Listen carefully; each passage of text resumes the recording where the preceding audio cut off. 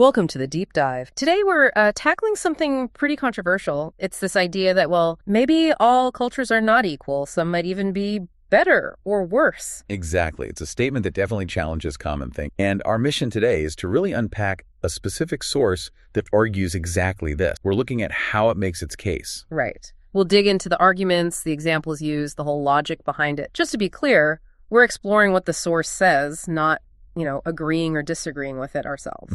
The source is a video transcript. It's from the YouTube channel Nuxanor, and the title is, Just Now, They Officially Noticed Some Cultures Are Inferior. It's over. Quite a title. It is. And the video jumps right in, no beating around the bush. The core idea is laid out immediately. Some cultures are better, some are worse. They say it starts as an opinion, but then they pretty much assert it as, factually correct. And they try to soften the landing a bit. I saw something about a disclaimer. Yeah, right at the start, the commentator says, don't worry, gamers, because we do it with love in our heart, which is an interesting choice of words for this kind of topic. Definitely sets a tone. And they establish a sort of hierarchy pretty quickly. Oh, absolutely. Right. Very clear. The commentator says, and this is their term, that Judeo-Christian values are goated. Goated. So the best. Yeah, slang for greatest of all time. So those are presented as the best cultures. And then on the flip side, they explicitly name the fucking weird LGBT inclusive woke culture as one of the worst. So the battle lines are drawn very clearly. Okay. And how do they try to back this up initially? Is there an example? Yes, a hypothetical one, and it's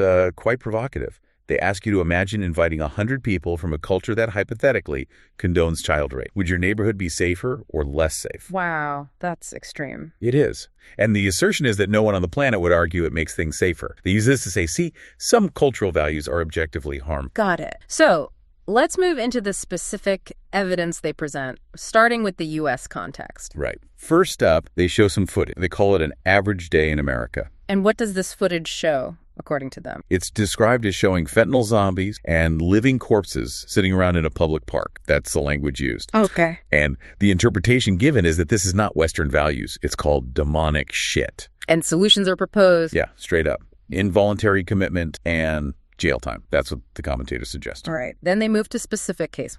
They bring up the Solomon Galligan case in Colorado. He's described as a registered sex offender arrested for trying to kidnap an 11-year-old boy. Okay. But the source emphasizes the charges were dropped. There was a competency evaluation. He went to a mental health hospital and was considered likely to be released. And the commentators' take on why this happened. They directly attribute it to a fear of being labeled racist. The idea that arresting certain people is avoided because of political correctness, even if it compromises safety, it ties back to their main argument. I see. And there was something about an IQ. Yeah, this was interesting. Someone in the commentators' live chat mentioned a disputed study from 2019. It apparently reported an average IQ of 68 in Somalia. Now, the commentator admits it could be false, but it says they were literally in shock reading it and found it personally impactful. So even disputed data gets used to kind of bolster the point. Okay. And another statistic was mentioned about Egypt. Yes, quickly mentioned as another piece of evidence against the idea that every culture is equal.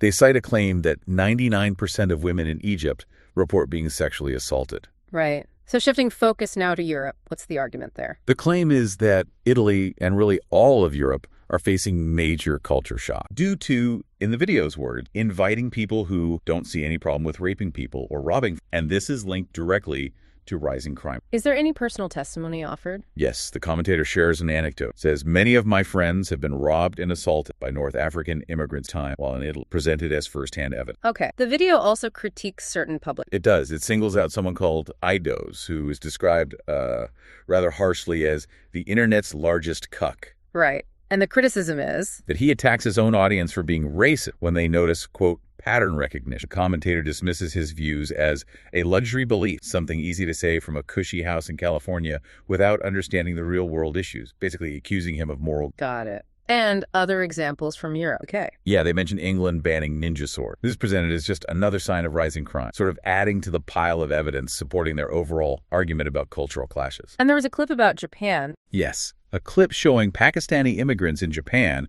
who reportedly demand Japan change its culture to fit Islam. Change how? Things like kids not celebrating Japanese festivals. The source then poses the question, why is the goal to invade and change countries, framing it as a conflict of value? Okay, let's delve into what seems like a central case study, the Colonel Ibrahim Deary case. Yes, this gets a lot of focus. It involves Colonel Ibrahim Deary, described as a 42-year-old Somalian refugee working as an Uber Lyft driver in Minneapolis. He sexually assaulted a 12-year-old girl after apparently luring her from her backyard.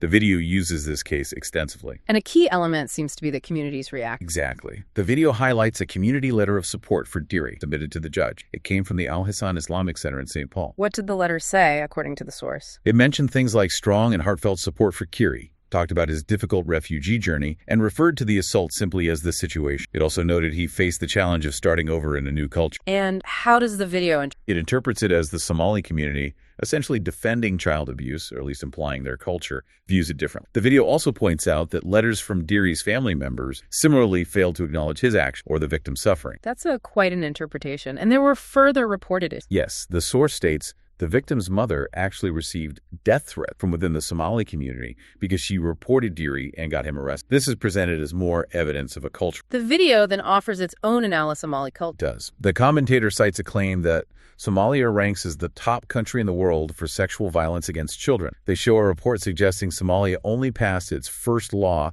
criminalizing sexual offenses around 2017 or 2018. And it points out that traditionally in Somalia, cases like this might be handled by elders, maybe involving payments of camels or goats between families, rather than through a formal justice system like in the U.S. And the connection back to Deary. The source emphasizes that Deary had been in the U.S. for nearly 2 decades, yet the commentator argues the community letter implies he was still just adjusting and having growing pains when it came to, and here they use sarcasm, the whole, not raping babies thing. So what happened legally? What was the outcome in the Deary? He received a 12-year sentence. The video notes he could potentially be released after 10 years. And commentator's reaction. Extremely critical. Calls it completely insufficient. Suggests life imprisonment at a minimum, or even the death penalty, would be more appropriate for such a crime. The video also mentions other related claims? Yes, it refers to alleged Somali rape gangs operating in Minneapolis and the UK, and it briefly presents another case. Ahmed Hirsi Abdi, also arrested in Minneapolis for sexually assaulting a 10-year-old. The video claims the media described him just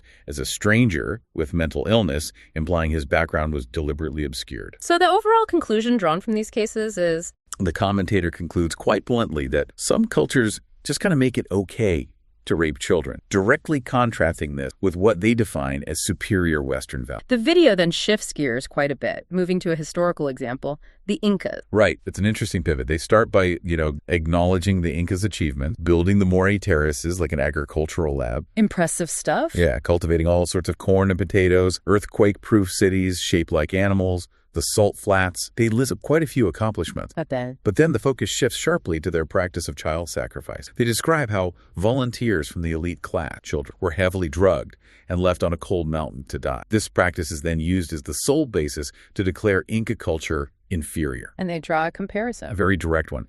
The video claims that Jewish civilizations or Christian civilizations, quote, never did human sacrifice ever. Okay. And this becomes the line in the sand, the presented reason why some cultures are judged as fundamentally better than others. So, looking at the broader arguments and critiques in the video, how does it characterize the belief that all cultures are... It repeatedly dismisses, calls it virtue signaling bullshit and a lie. The claim is that this belief blinds people to real important differences in upbringing, ethics, and value. And it accuses the media of weaponizing ignorance to deliberately hide these problems. And what solutions does the video propose, particularly regarding immigration? Pretty drastic. Allowing certain immigrants in is framed as a hostile invasion. The commentator argues that politicians perceived as prioritizing other countries' interests over America's shouldn't be in Congress. They name Ilhan Omar and Dia Ramirez, quoting Ramirez as saying, "I'm a proud Guatemalan before I'm in." So the proposed action? Explicit calls for deporting every illegal immigrant and also deporting legal residents or citizens who are outwardly propagandizing people to destroy our country. It poses rhetorical questions like, why would we ever let anyone true from a culture like this into our country in any capacity? And how does it benefit the United States of America? Right. The conclusion is that any available immigration slots should only go to people who would literally be a benefit to our country. Okay, and the video ends with one final example, something about a Swedish ad. Yeah, a Swedish airline ad. The ad apparently claims what is truly Scandinavian, absolutely nothing. Nothing. How so? It argues that everything typically seen as Scandinavian was imported democracy from Greece, parental leave from Switzerland, windmills from Persia, even meatballs from Turkey. And the commentators' take on this ad? They see it as woke self-hatred, pure and simple, and they highlight what they perceive as hypocrisy. The idea that all cultures are equal except for white people because white people have no culture. That's the interpretation offered. And how does the video actually conclude? It ends with the commentator stating they are so proud of having made what they call the most racist video I ever made. Wow, okay. So, recapping the source. It really does present a forceful and definitely provocative argument that cultures aren't equal. It uses a range of examples, crime stats, specific legal cases, historical practices, anecdotes to argue for differences in values, particularly around violence, sexual assault, and national loyalty. It's definitely challenging mainstream views on diversity. It absolutely is. And, this deep dive into the material really leaves you with a lot to think about. It makes you consider how societies grapple with this tension, right, between welcoming diversity and dealing with practices that clash with existing laws or values, at least as in the source argues they do. So maybe a question for you, the listener, to ponder is this. When we talk about cultural differences, how do we navigate the line between raising genuine concerns about harmful actions versus potentially falling into prejudice based on, well, maybe just not understanding another perspective? Where does that line actually sit?